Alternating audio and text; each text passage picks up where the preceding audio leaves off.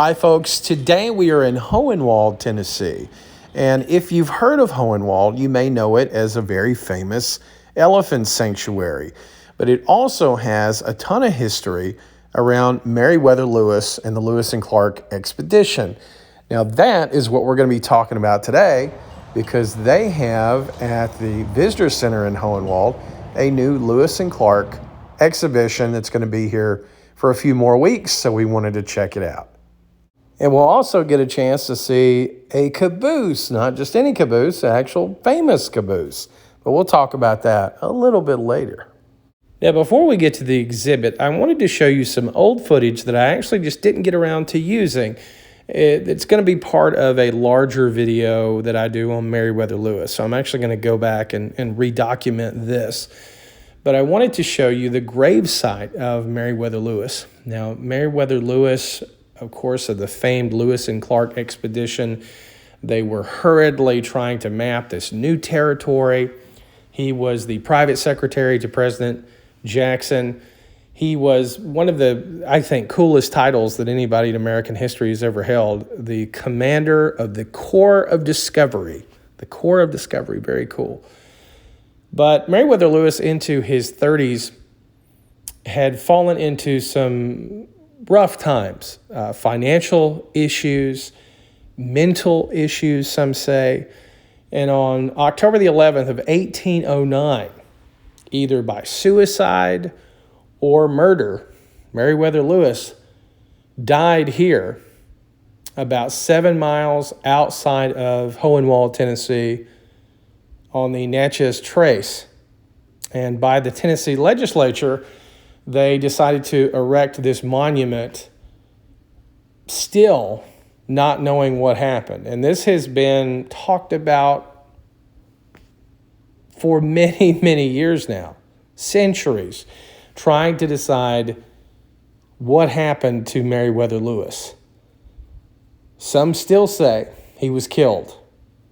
I don't know. I've seen evidence to support both sides, but this is the impressive monument that was erected to the memory of this great American patriot, Meriwether Lewis.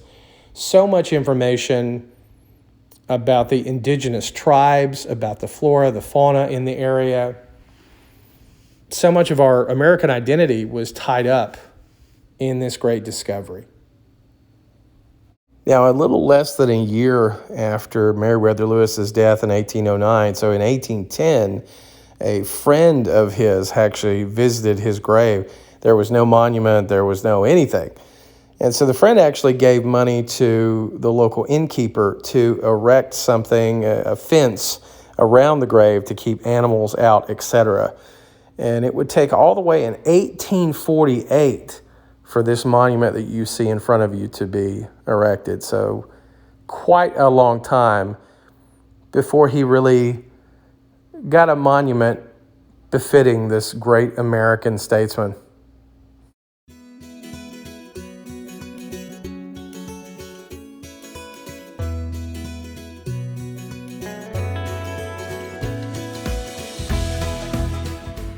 So now we'll see the display of the tools and the maps that Lewis and Clark used throughout their time.